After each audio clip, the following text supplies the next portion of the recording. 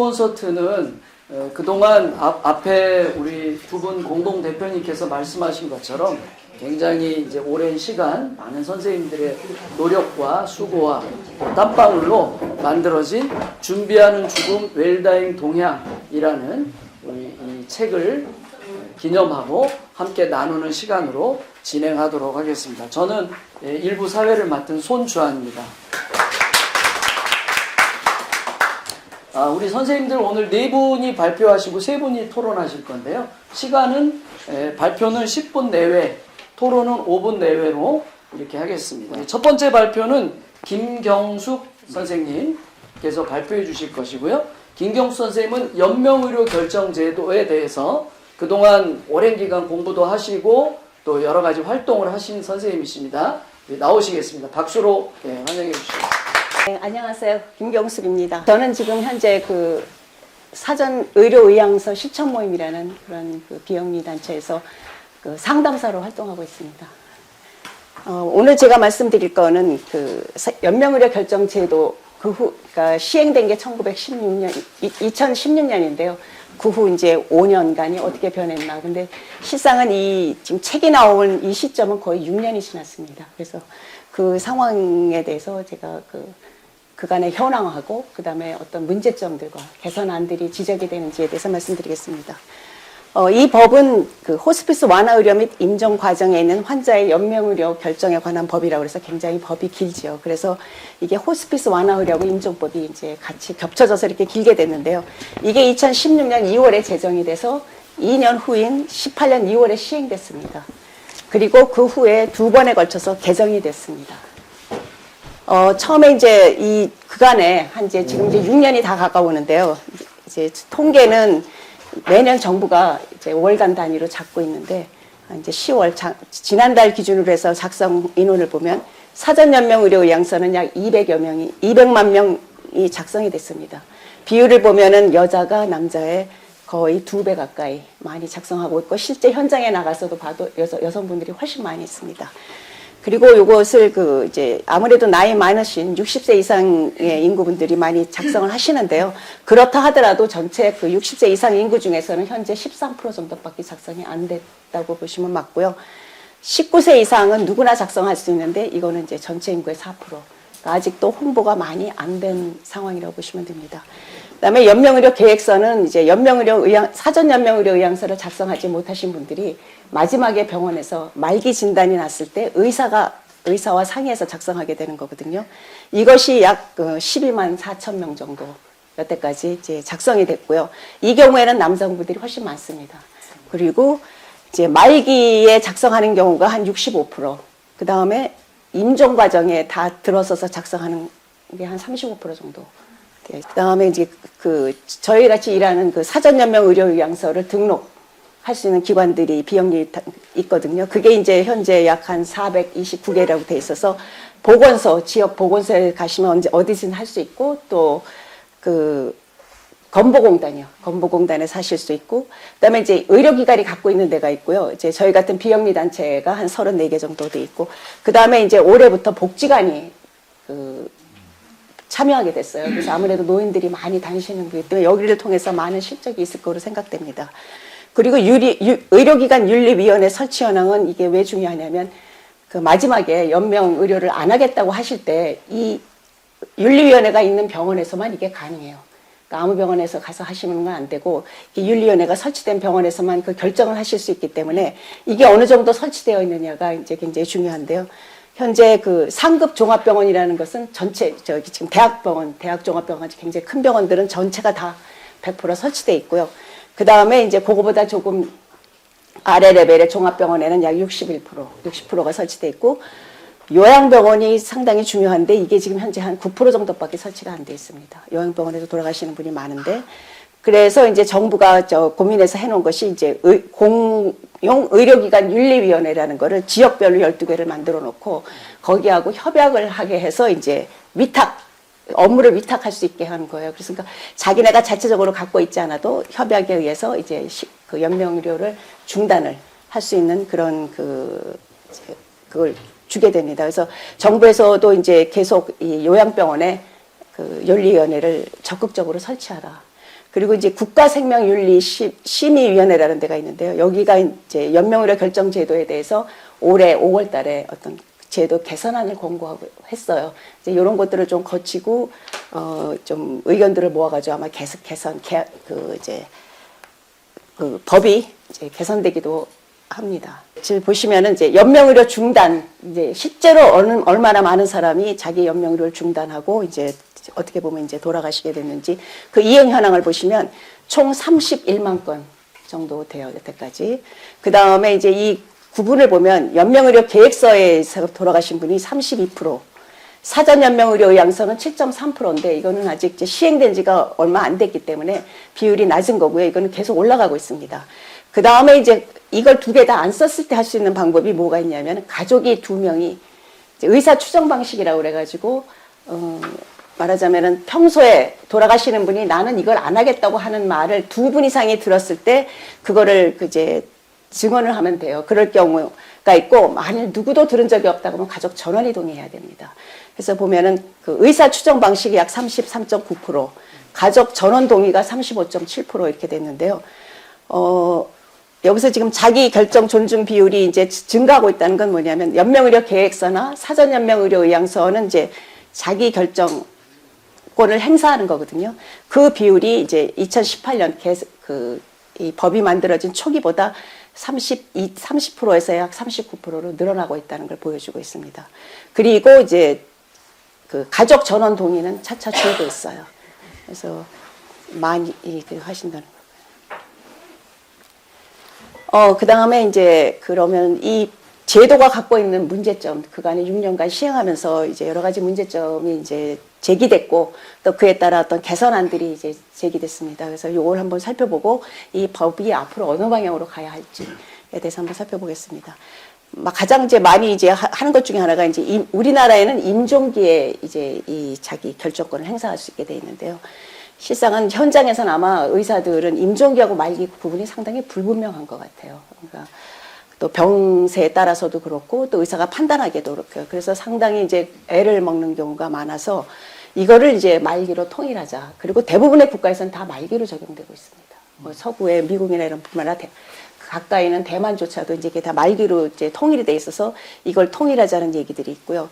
그 다음에 이제 연명의료 계획서는 아까 말씀드렸듯이 말기에 의사하고 상의해서 이제 이걸 작성하게 되는데 이게 문제가 뭐냐면 말기 진단이 나야 이걸 작성하게 되니까 이미 시기가 너무 늦는 경우가 많이 있고요. 또 본인한테 이 얘기를 해줄 수가 없는 경우가 많은 거예요. 그래서 이런 이제 현장에서 어려움을 많이 있기 때문에 이거는 건강할 때 작성하게 하자. 병원에서도 건강하게 가서 자기가 원할 때 작성하게 하는 것이 가장 좋다.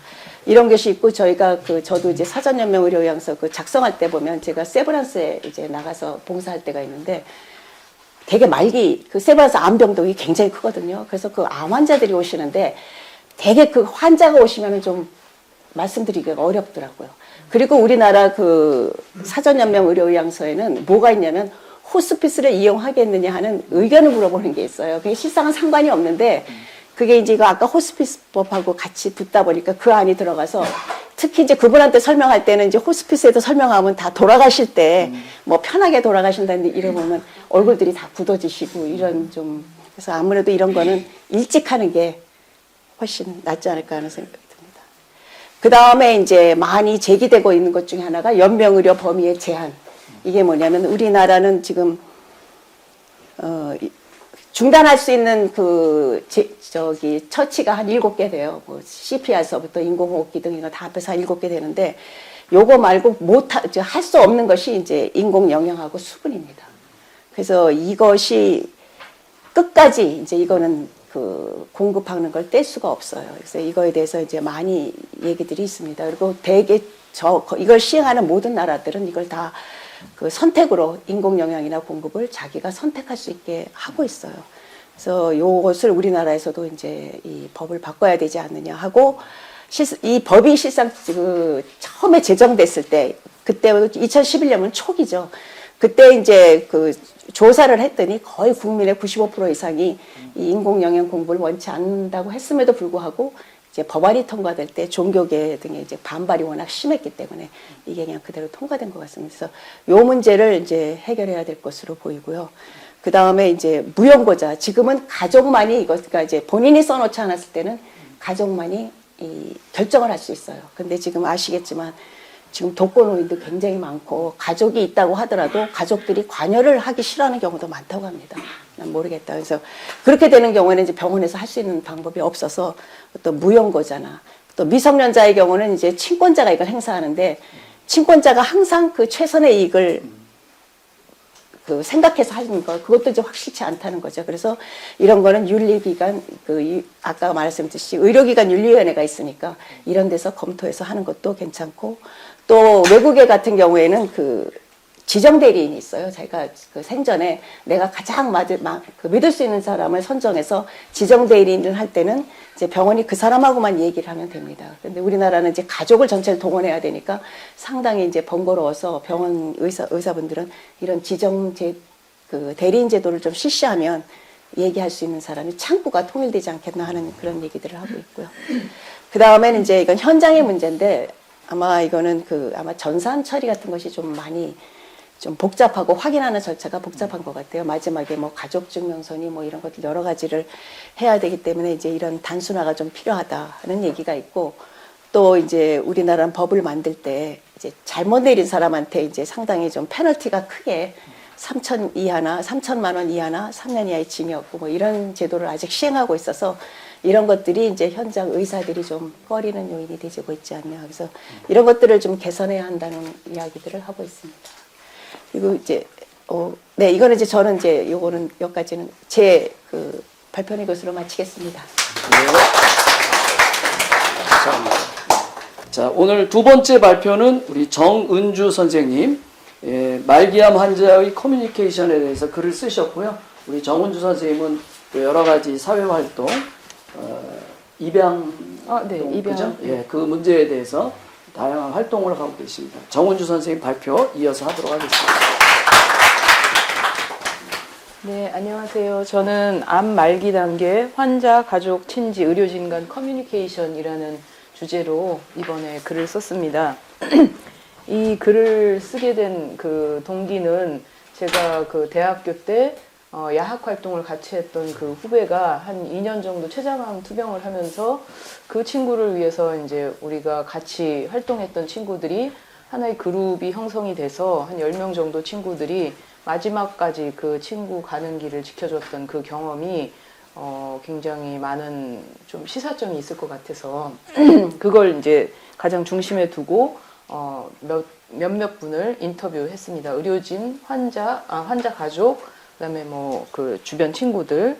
그래서 제가 쓴 글은 이제 어떤 사실관계 이런 거보다는 그냥 에피소드 위주로 또는 의료진의 진술 위주로 이렇게 내용이 진행이 될 것입니다. 그래서 첫 번째는 이제 처음 진단을 할 때 어떤 어려움이 있었고 또 어떤 문제점을 겪었는가 하는 것을 제가 인터뷰를 좀 했는데요.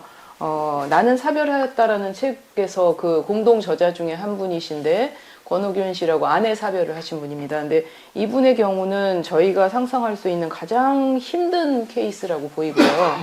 요양병원에서는 호스피스로 가야 될 환자가 왜 여기로 왔냐 이런 식의 상황이 돼서 그 누구의 도움도 받지 못하고 한 7개월 정도를 이 남편분이 고통 속에서 보냈던 그 사례를 제가 썼고요.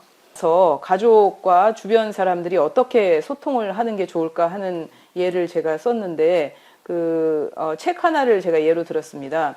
빠지게 했던 말들을 한 페이지에 저렇게 담았습니다. 그래서 보통 힘이 되는 말은 정말 진심으로 얘기하는 것, 멀리서나마 응원하고 있다라든지 아니면 가볍게 꾸준히 보내주는 안부 문자 같은 것이 힘이 됐고 힘 빠지게 했던 말은 뭐 신앙 전도 아니면 그냥 잘 지내고 있지 이런 성의 없는 또는 뭐 요즘 암은 별거 아니래 이런 말 지금 굉장히 힘든 상황의 환자에게 뭐 몇 기인지가 뭐가 중요해 이런 거 굉장히 중요한데 이런 식의 말들은 나의 불편함을 해소하고자 하는 말들이기 때문에 환자에게 굉장히 그 부담을 주는 힘을 빼는 말이다라는 소개였고요.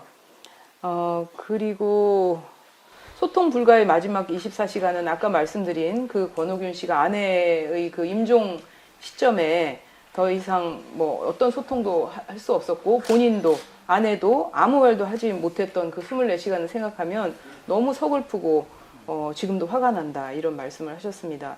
그리고 통증 조절이 되지 않는 경우는 이제 자문형 호스피스로 해서 일반 병동에 입원을 해 있었는데 이제 마지막 임종기가 됐을 때 그 췌장암의 경우였기 때문에 통증 조절이 전혀 안 됐죠. 근데 이제 4시간마다 그 몰핀이 투여가 됐는데 4시간마다 시간별로 해서는 이 마지막 암의 통증은 조절이 안 됩니다. 근데 그 병원에서 이제 그 자문형 호스피스가 이걸 잘 조절을 못해서 나중에 이제 가족들이 항의를 하고 그래서 그때는 이제 요청할 때마다 몰핀 투여를 했던 그러니까 우리나라는 아직도 이제 호스피스 그 제도가 일반 병동에서 이렇게 많이 그 잘 들어가서 제대로 되고 있지 않다라는 느낌을 받았고요. 여기서 이제 빨간 글씨로 돼 있는 주된 요인은 당사자의 태도다라고 말씀하신 건 그 서울대 유신혜 교수님이 하신 얘기인데 한 사례를 말씀하셨어요. 그러니까 한 70대 여성인데 나는 죽음의 문턱까지 갔다가 다시 돌아오고 이런 거 반복하고 싶지 않다. 그리고 집에서 임종하고 싶다.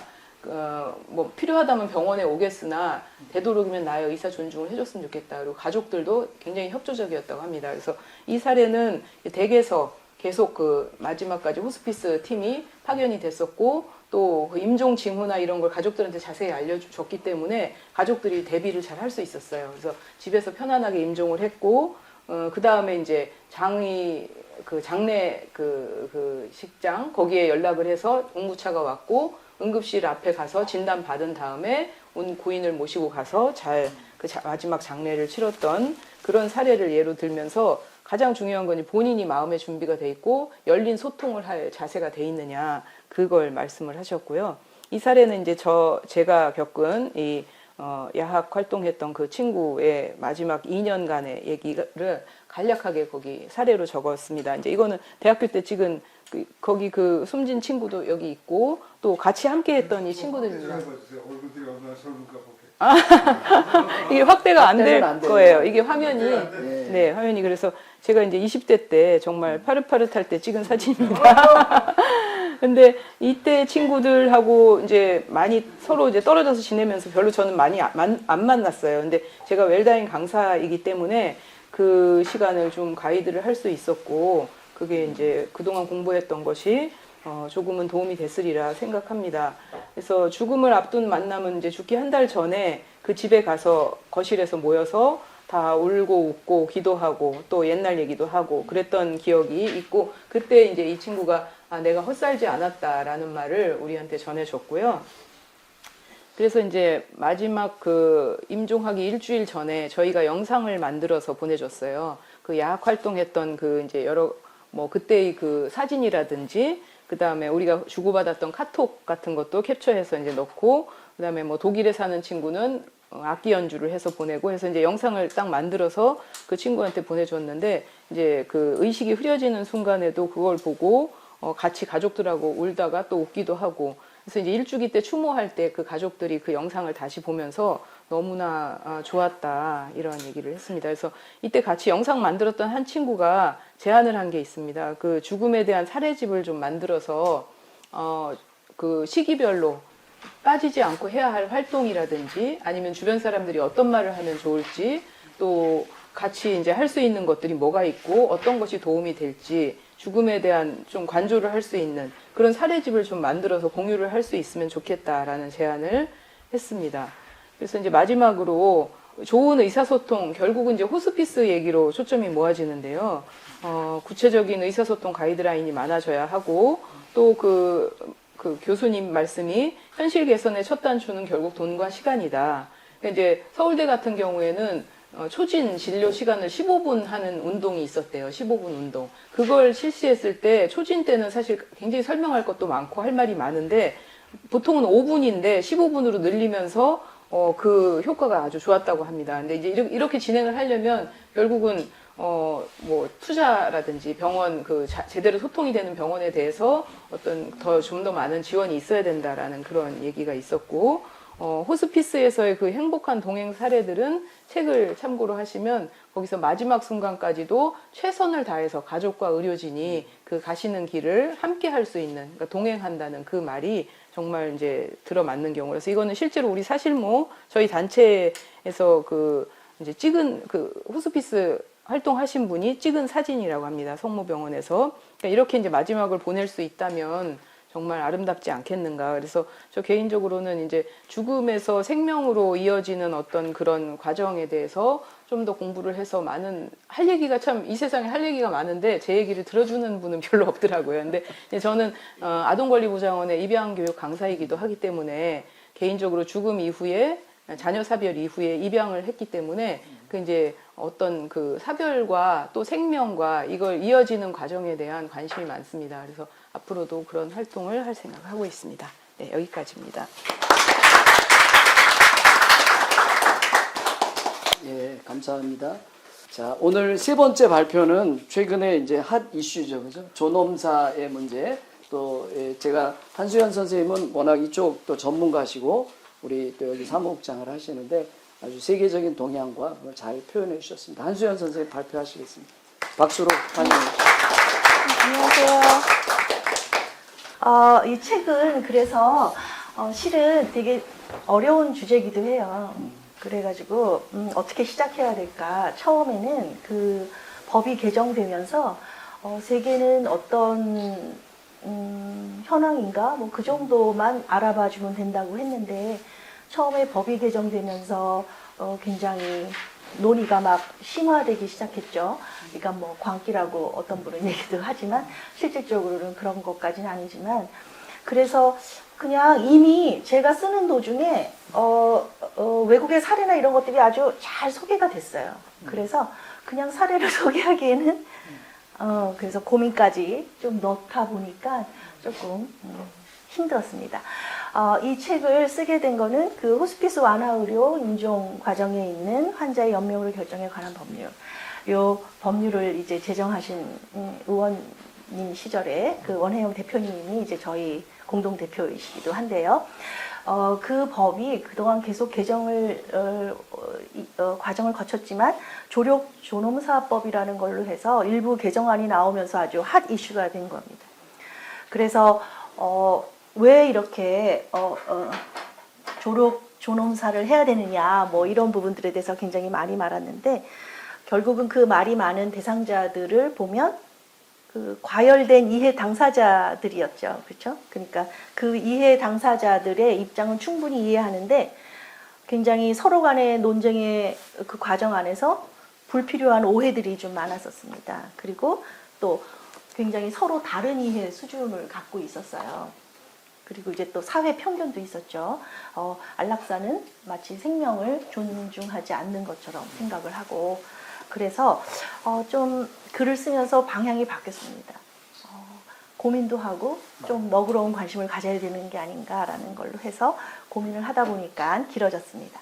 두 번째 장에는 제가 그래서 환자 입장으로 제가 좀 들어가 봤습니다. 그래서 죽음 침대를 과연 우리가 들어가면 어떤 모습일까? 그래서 저희 한국이랑 비슷한 NIH 영국의 그 널싱홈에 30년 이상 노인 중증 환자 유닛에 계셨던 의사가 쓴 33가지의 좋은 죽음이라는 그런 책이 있는데 그 의사 선생님이 굉장히 재미있게 쓰셨어요. 다양하게 그 죽음 침대에서 돌아가시는 분들을 보는데 자기 동료들이 그렇게 돌아가실 때 되게 힘들었대요. 그래서 다들 죽여달라고 그러고 그래서 자기가 검은 알약, 마약의 마법의 검은 알약이 있으면 주고 싶대요. 근데 그 교수님은 그 책에 그 알약을 얘기를 하셨어요. 그래서 저도 지금 그 싱글 몰트 위스키인데요. 그분 책을 보면 자세히 나와 있어요. 어떻게 먹고 죽을 수 있는지. 그래서 제가 친한 분들한테는 하나씩 제가 그 위스키를 선물을 드리기는 해요. 브랜드는 안 돼? 예. 하여튼 그분은 영국이 베이스고 그래서 아마 그러셨을 겁니다. 우리나라는 또 우리나라에 맞춘 그런 게 있겠죠. 그래서 그 아드백 그 지역이 있어요. 우리나라도 물 좋은 지역이 있듯이 그래서 그 이야기가 나왔습니다. 근데 제가 우연하게도 이 책을 쓰면서 옛날 접어뒀던 저의 꺼내고 싶지 않은 기억이 나왔는데 그게 뭐였냐면 호스피스 환자가 제 환자였는데 제 병동에서 그러니까 아주 큰일 났었죠. 8개월 만에 호스피스 들어오신 지 8개월 만에 자기가 신고 들어온 운동화에 그 슈레이스죠. 그 신발 끈으로 목을 맸어요. 그런데 돌아가셨어요. 그것 때문에 처음에 병원에 들어가서 한 2년밖에 안 된 제가 굉장히 프레시맨이었는데 한 3년 고생했습니다. 그래서 그거를 창피하기도 하고 그래서 굉장히 꽁꽁 숨겨놓고 있었는데 그걸 들춰내게 됐습니다. 그래서 그분은 그 사례를 보면서 이 사람이 코앞에 죽음이 왔는데 왜 그렇게 엄한 일을 했을까? 그리고 참 미안했어요. 이제 곧 돌아가실 거라고 제 마음속엔 있었거든요. 그래서 이제 돌아가실 텐데 뭐라는 그런 생각이 조금 미안했습니다. 그래서 생을 끊는 것과 생을 마감하는 건 뭐가 다를까 좀 고민이 시작됐습니다.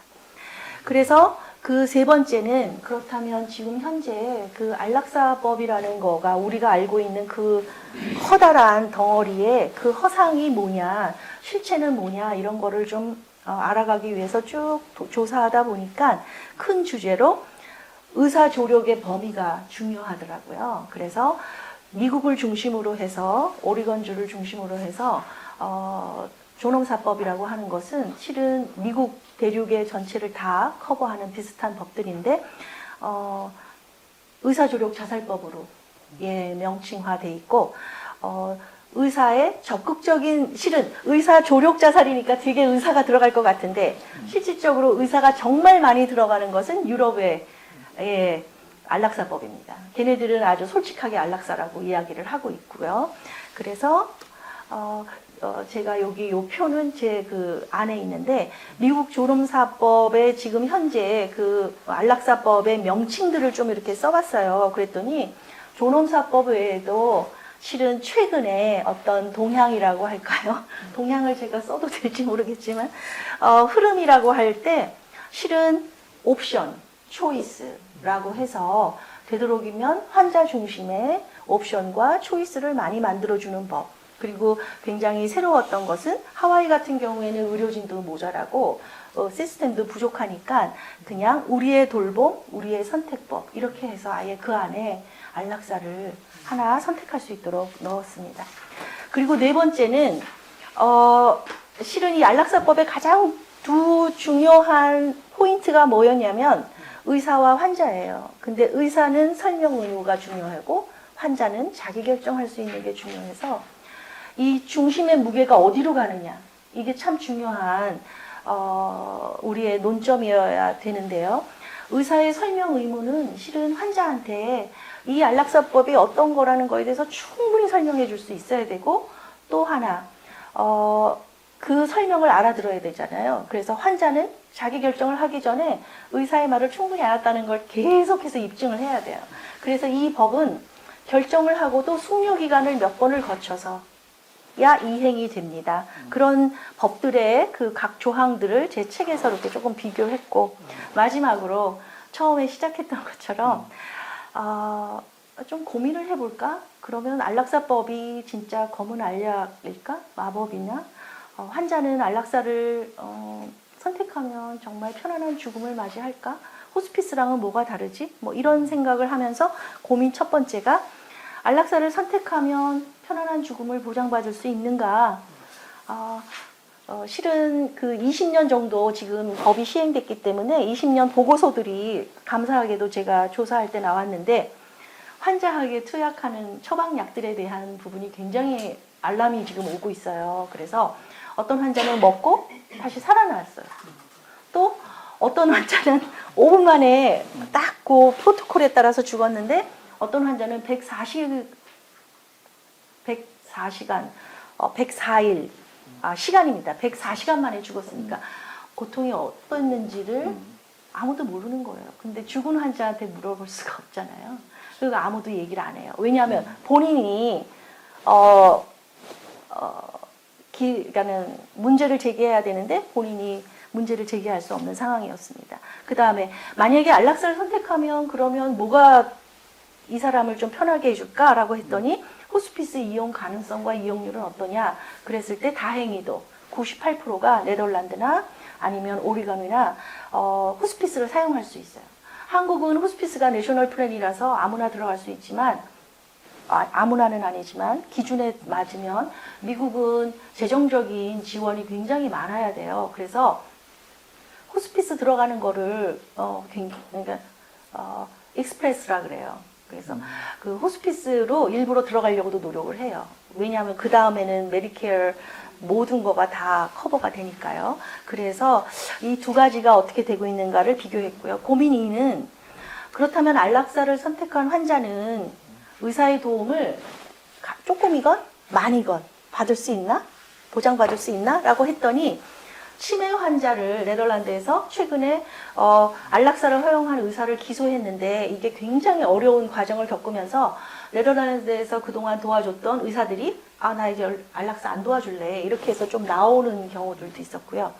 그 다음에 누가 마지막을 함께 할까라고 했을 때 실질적으로는 제가 볼 때 네덜란드나 유럽의 그 법이 의사의 지침서나 이런 걸 봤을 때 아주 자세했어요. 왜냐하면 이 약이 들어갔을 때 굉장히 근육이 강직되고 그리고 어떤 약의 리액션이 있을지 모르기 때문에 의사가 환자의 상태를 보고 근육 이완제를 놓고 시간을 두고 다시 약을 투여하고 이런 것들을 해야 되는데 실은 약을 받아간 환자들이 마지막에 누구와 같이 먹었는지도 모르는 경우들이 많고 자격증도 필요 없어요. 실은 혼자 먹기도 하거든요. 네, 그래서 고민 3은 그래서 우리가 그동안 영화에서 봤던 거하고는 조금 많이 다르죠, 그죠?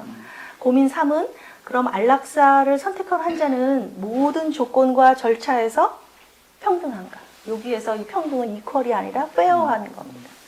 그 페어한 부분에 대해서 좀 고민을 했는데 이 안락사는 거의 65%, 70%가 65세 이상 노인들이에요. 그런데 노인들은 인지기능 장애가 굉장히 많이 진행되고 있거든요. 그렇다면 그런 의사결정이 어려운 노인들은 과연 페어한가? 그리고 약을 받았는데 약을 받고도 그 숙려 기간 동안을 기다리면서 먹지를 못해서 처방은 나왔는데 조건은 되는데 그 사이에 돌아가시는 분들이 많았다는 거죠. 예, 그렇게 돼서 그런 고민들이 있습니다. 그래서 이걸 마지막으로 하면서 제가 2개의 요즘에 유튜브 시대잖아요. 저희 법인의 5가지 결정이라는 유튜브가 있습니다. 요 밑에 보면 5가지 결정 있잖아요. 유튜브에 들어가시면 저희 많이 만들어 놨어요. 그런데 이 All is Beauty라는 이게 큐벡에 있는 패션 디자이너들이 하는 그런 모임인데 자기네 직원 중에 한 명이 이렇게 안락사를 선택하게 됐고 그들은 자기네들이 갖고 있는 탤런트를 중심으로 해서 이분의 가장 마지막 희망, 그러니까는 위시였죠. 뭐냐면 바닷가를 좋아했고 좋은 친구들과 마지막으로 저녁 한번 먹는 거가 이 사람의 마지막 희망이었는데 친구들이 만들어줬어요. 그거를 영상화. 왜냐하면 이 친구들은 탤런트가 있는 친구들이 많아서 막 영상으로 찍어줬는데 바닷가에서 한나절을 이렇게 찍어서 나왔었어요. 그래서 큐벡은 캐나다가 이제 2017년에 안락사법이 되고 굉장히 빠르게 안락사가 지금 진행이 되고 있거든요. 그래서 요게 있고 다 됐죠? 예. 저 시간 다 됐죠? 예, 마무리해 네. 주시면 그래도 돼요? 예, 네. 요거는 제가 밤에 이걸 글을 쓰면서 혼자 힘들었는데 그때 당시에 굉장히 좋은 소식이 있었어요. 요때의 요 모습이 제가 죽을 때 저도 이렇게 죽고 싶었어요. 제가 사전 장례 의향서를 할 때 바흐를 하려고 했는데 모차르트 바쁘셨어요. 막 이렇게 신나서 달려가고 싶은 그런 거예요. 감사합니다.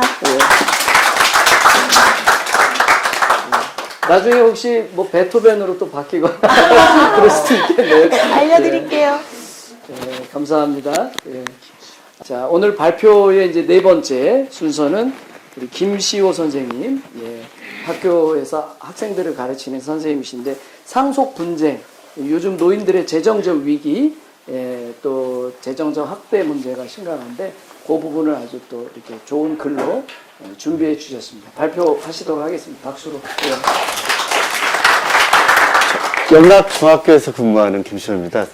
사실 한 24년 동안 영락고등학교에 있다가 재작년에 영락중학교로 옮겼습니다.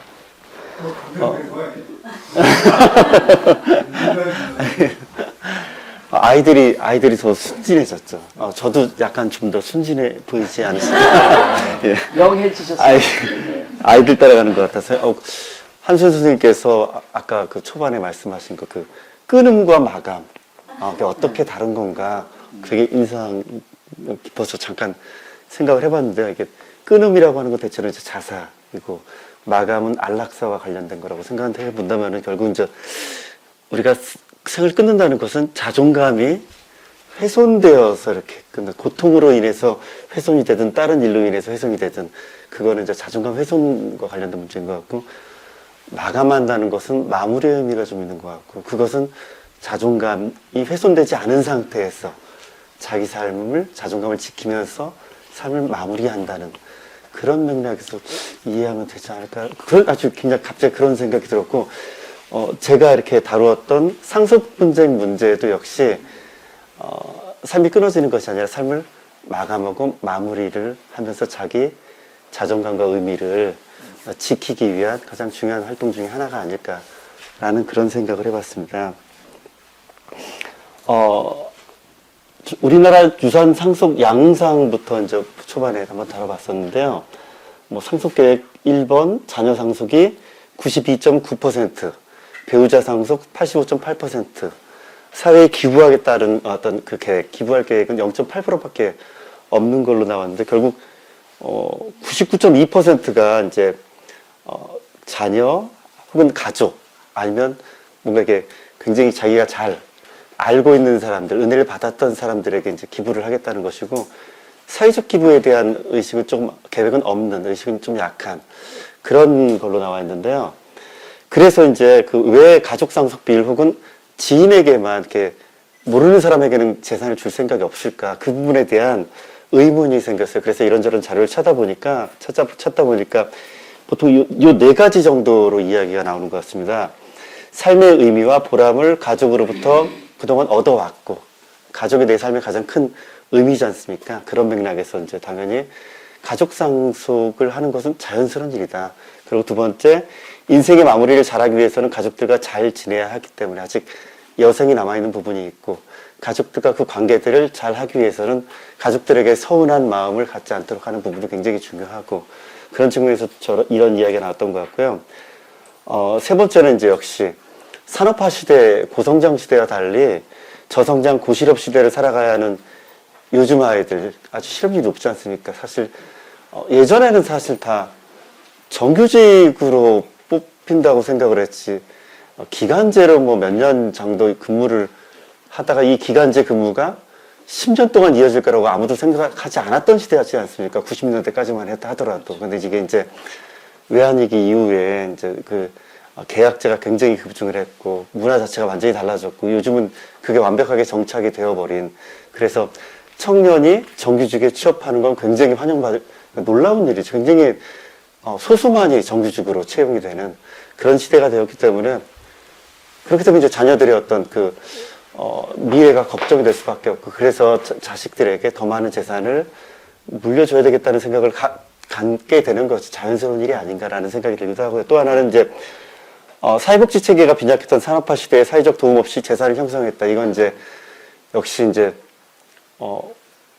그런 거 있지 않습니까? 요즘 아이들은 뭐 등록금이든 뭐든, 식대든, 국가에서, 사회에서 배려받는 부분이 많으니까, 나 이렇게 이제 받아서, 뭐, 물론 그걸 고마움을 생각하지 못할 수도 있긴 하겠지만, 나중에 본인이 어느 정도 성공한 다음에는 그래도 내가 사회로부터 이만큼 혜택 받은 것들이 있고, 그러니까 내가 다시 사회에 이 정도는 돌려줄 수 있는 거 아니냐라는 생각을 해볼 수 있겠지만, 사실 예전에는 그냥 각자 도생의 어떻게 보면 약육강식의 그런 시대에 자기 스스로 성장했고, 오히려 타인은 경계의 대상, 뭐 이런 부분들도 좀 있었겠죠. 그런 의식 같은 것들, 그런 것들이. 그리고 또 한편으로 생각하면은 그런 생각 듭니다.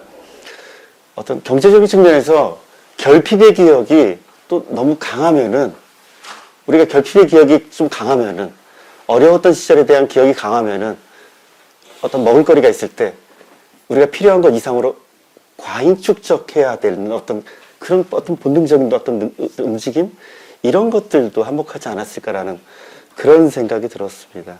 예. 사실 영락고등학교에서 있었던 일인데요.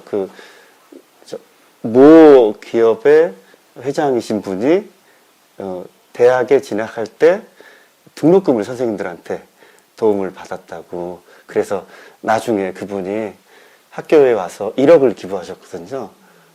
선생님들이 당시 돈의 차이가 있긴 하겠지만 1억을 지원해 주진 않았겠죠. 그냥 간신히 등록금 한 번이겠죠. 뭐 계속해서 지원해 준다는 것은 사실 현실적으로 어려운 일이고, 한 번 도움을 받았던 그 기억이 강렬하고, 그게 본인의 굉장히 큰 머릿속에 큰 도움으로 어떤 인상적인 어떤 삶의 기억으로 각인되었기 때문에 그분이 이제 1억, 뭐 시작은 1억이겠지만 좀 더 이제 시간이 더 지나면 추가적인 어떤 학교뿐만 아니라 다른 데에도 그런 이런저런 기부를 하실 수 있는 여지가 생기지 않으실까라는 그런 생각이 드는데, 결국에 이제 사회적 도움을 통해서 내가 성장했다라는 기억이 사람에게 어떠한 긍정적인 영향을 미칠까, 특히 사회적 기부라고 하는 측면에서 그런 생각을 해봤습니다. 작년에 96세이시던 그 어머니께서 올해 초에 여기 이야기 안에, 글에 안에 있었던 이야기, 썼던 그 어머니께서 올해 초에 돌아가셨습니다. 네, 돌아가셨는데, 다행히, 안녕하세요.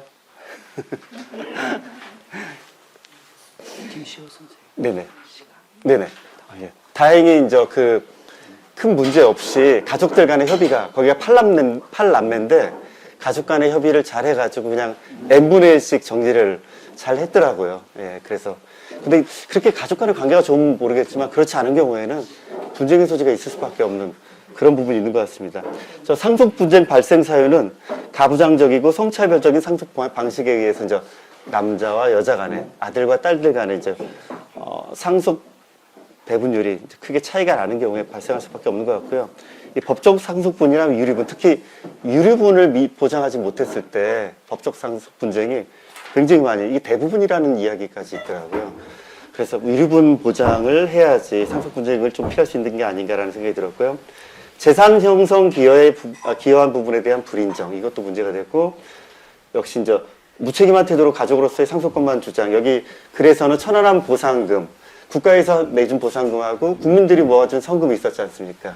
근데 이제 국민들이 모아준 성금 부분에 있어서는 그 어렸을 때 이 그러니까 천안함 그 사고로 돌아가신 그 장교의 어머니인데, 어려서 이제 친권 포기하고 한 번도 나타나지 않다가 이 상속받을 일이 생기니까 나타나신 분이 있었는데, 그분하고도 이제 이 서로 상속권 주장하는 과정에서도 결국엔 법적 분쟁으로 좀 갔다가, 결국에는 국민이 성금에서 모아준 그 돈 부분, 그 부분에 대해서는 그분이 좀 양보를 하는 그런 형태로 정리를 했다고 합니다. 근데 이 부분은 확실히 상속권이라고 하는 게 법적인 어떤 관계를 따지다 보니까 실질적인 측면에서 케어하지 못하는 그런 부분들이 있고, 그런 부분들로 인해서 상속 분쟁이 발생할 수밖에 없는 게 아닌가라는 그런 생각이 들었습니다. 그리고 요즘은 굉장히 많은데, 치매 환자 증가에 따라서 부모님 간병 한 자녀에게 그 공로를 인정해서, 노력을 인정해서 추가 상속분을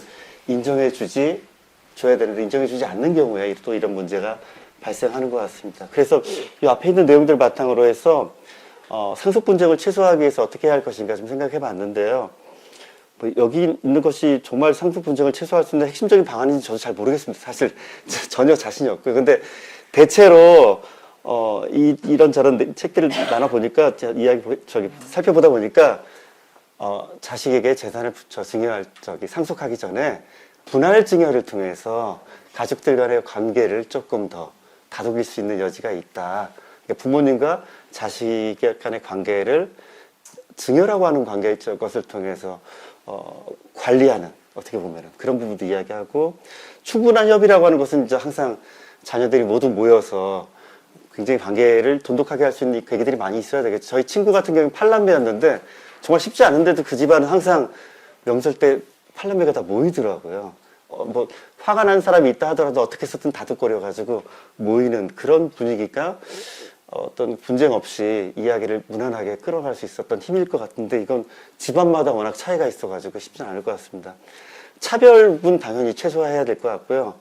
뭐 치매 노인 그 부모님을 봉양하는 경우에는 저 회의 처리 같은 것들, 돈을 이렇게 저렇게 쓰고 있다는 것들, 그런 것들을 통해서 투명하게 해서 역시 가족들의 신뢰를 얻을 필요가 있는 것 같고, 뭐 재산 형성 기여도를 저기 좀 따져본다거나 아니면은 집안에서 가족으로서의 책임을 얼마나 수행했는가 이런 것들을 또 따져보는 것도 굉장히 중요한 부분인 것 같습니다. 그리고 이번에서는 법적 상속분보다는 유류분 보장 이쪽은 굉장히 현재까지는 중요할 수밖에 없는 것 같습니다. 이거 최근에 기사를 찾아보니까 올해까지도 뭐 신탁을 통해서 유언 대용 신탁 이런 걸 통해서 유류분을 피할 수 있다는 이야기는 아직까지 없더라고요. 피할 수 없다는 이야기만 기사들이 계속 뜨고 있습니다. 아직. 예. 그래서 이 유류분 보장은 불가피한 일인 것 같습니다. 물론 유류분이라고 하는 것이 어떤 그 재산 상속의 어떤 자기 결정권을 침해하는 그런 부분들이 있기 때문에 이 부분을 조금 더 좀 보완할 필요는 있는 것 같긴 하지만 어쨌든 현재 법으로는 어쩔 수 없는 그런 상황인 것 같습니다. 그리고 유언장 작성도 굉장히 중요한 일인 것 같고요.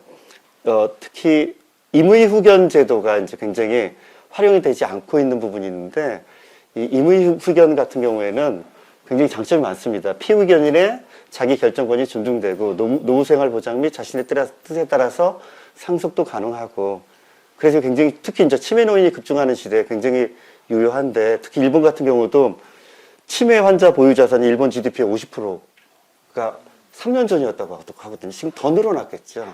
우리나라도 곧 그렇게 될 가능성이 클 거라는 생각이 드는데 왜냐면 산업화 시대에 재산 형성을 많이 하셨고 그분들이 자꾸 고령화가 되다 보니까 치매 노인의 재산 보유 비율은 굉장한 속도로 우리나라 같은 경우는 일본보다 더 급격한 속도로 올라갈 것 같습니다. 그래서 이제 임의견 제도를 필요할 필요가 있는 것 같은데 역시 여기 이제 문제는 정신이 온전할 때 후원 계약을 맺어야 한다는 거. 이것 때문에 이제 대체로 이 임의견 제도가 활용되지 못하는 그런 부분이 좀 안타깝게 느껴졌고요.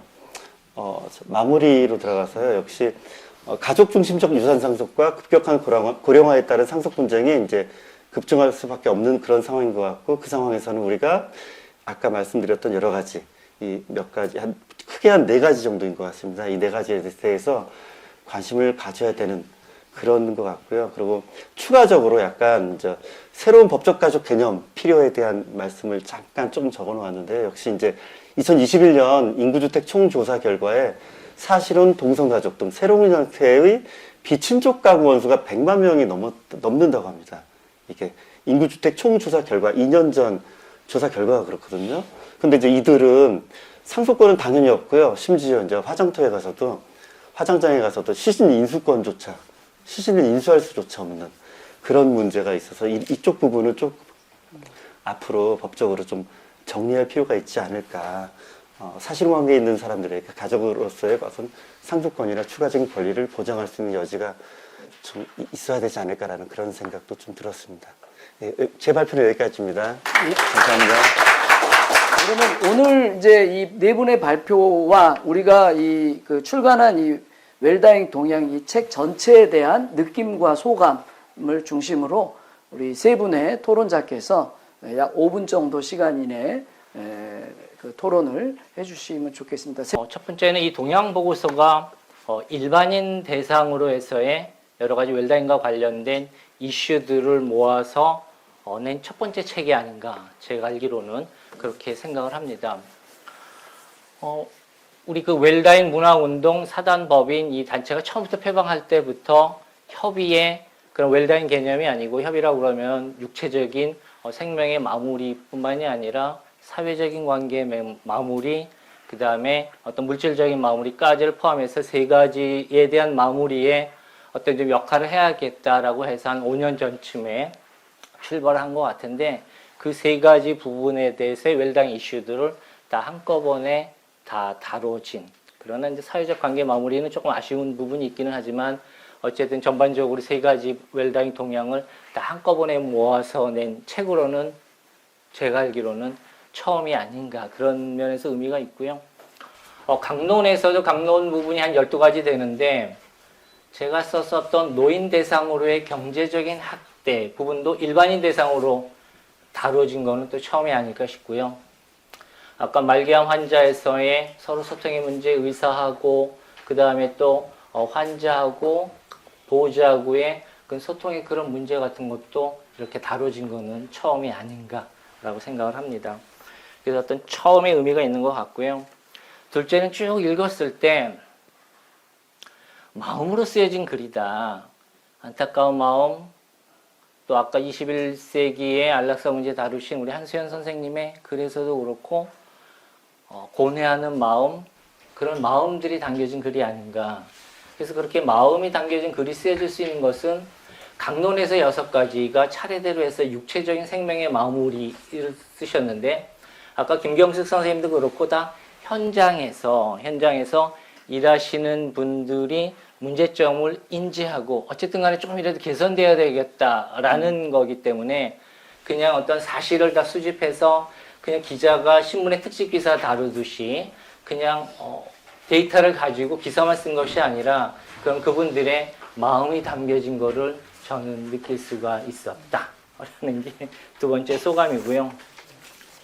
세 번째는 쭉 읽으면서 각 분야 이슈의 웰다잉 현재쯤의 현주소를 다루긴 했는데 뭔가 아쉬운 느낌? 뭔가 빠진 듯한 느낌? 뭔가 허전한 듯한 느낌? 진짜 핵심은 있어야 되는데 뭐가 없지 않나 그런 좀 약간 갈증 같은 게 느껴졌거든요. 그러면 마무리다. 그러면 어르신들의 마무리? 어르신들의 결국 죽음 문제인데 죽음과 함께하는 삶, 그분들의 어떤 인간적인 문제가 있을 텐데 죽음이 무엇이냐, 인간이 무엇이냐라는 어떤 근본적인 거에 대한 갈증이 있었는데 그거는 이수익 시인의 시편 묵상이라는 부분에서 좀 다소 해소되는 듯한, 그래서 어떤 죽음이라는 부분에 대해서의 인문학적인 성찰이나 어떤 철학적인 고뇌 같은 거는 앞으로 향후에 또 동양보고서가 나온다 하더라도 빠짐없이 있으면 좋겠다, 그런 생각을 해보았습니다.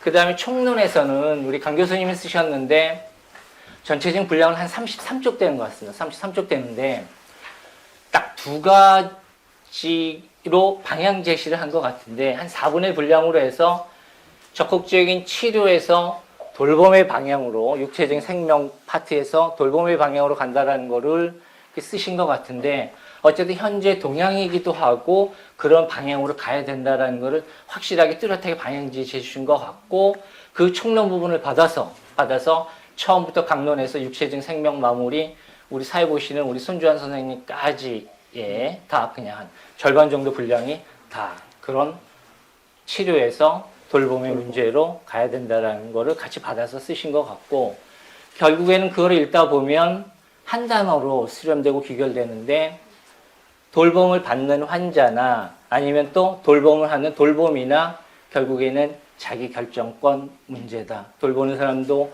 돌봄 대상에 대해서 자기 결정권을 존중하는 것이 그분에 대한 존엄이고, 그 다음에 또 돌봄을 받는 환자 나 역시도 스스로도 적극적으로 자기 결정권을 행사해야겠다는 어떤 주체력이 있어야 되겠다라는 거에 대해서 확실하게 방향 제시를 해주신 것이 아닌가라는 생각이 들고요. 또 하나 저한테 잘 와닿았던 거는 역시 4분의 1 분량으로 해서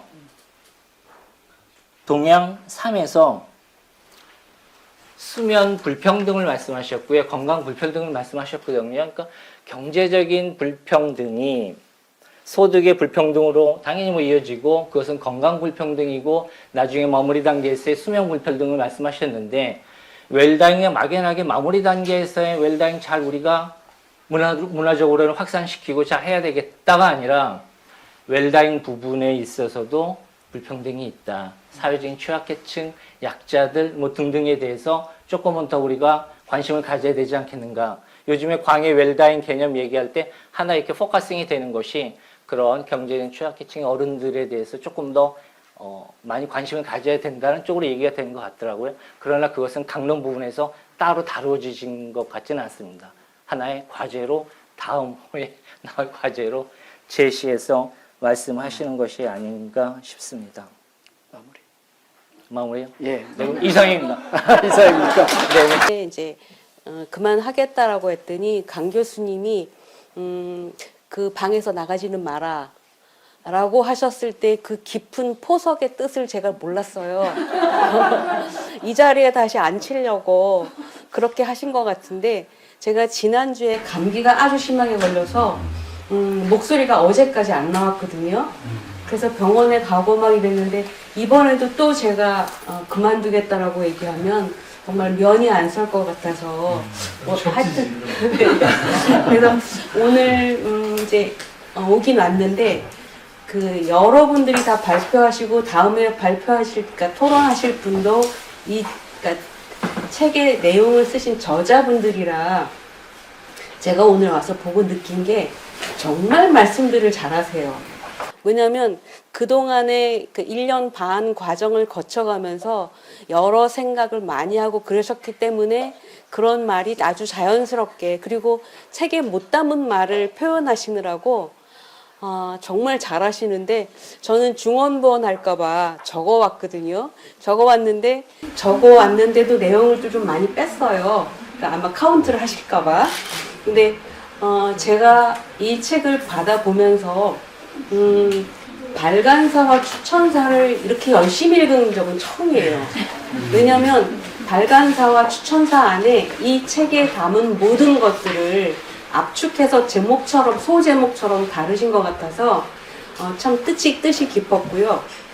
강론으로 들어가서 이 책이 사실은 이제 2023년 동양으로 이제 하기로 했었는데, 시간이 지연이 되는 바람에 이제 책이 출간이 됐고 2024년에 이제 보통의 일반인들이 책을 보게 될 텐데, 그 책에 있는 내용 중에서 어떤 수치라든가 어떤 근황이라든가 이런 것들이 좀 변화된 게 한 1년 정도의 갭이 있었어요. 그래서 그거에 대해서 안타까움이 있어서 아마 김경수 선생님도 그런 그 최신 동향을 말씀해 주셨고, 또 한수 선생님도 말씀하셨겠지만, 이런 내용 말고 책을 그냥 봤을 때의 사람들은 2024년에 봤을 때 벌써 옛날 시점이 돼버리고, 그래서 제가 찾다가 조력존엄사법 같은 경우에도 2022년에 발의가 됐다라고 하는데, 그게 과연 그럼 지금 현재 2024년이 될 때 어떤 진척 상황이 있느냐라고 하는 게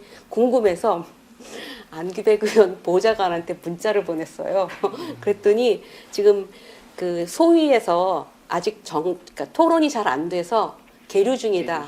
라고만 돼 있는데, 그래서 이런 게 지금 발의는 됐지만 지금 이런 상황이다라는 말이 조금 더 언급이 됐거나 최신 동향이라고 하는 말이 조금씩은 더 언급이 좀 되었더라면 하는 좀 아쉬움이 있었고요. 그건 이제 제가 이제 독자로서 봤을 때, 그다음에 이제 그동안 여러분들이 굉장히, 그러니까 그 토론과 그다음에 그 막 빨간 줄 그어가면서 많이 이렇게 덜어내시고 이런 작업들을 하시면서 했던 그 과정을 제가 약간은 알기 때문에 좀 아쉬워서 그런 말씀을 드렸고요.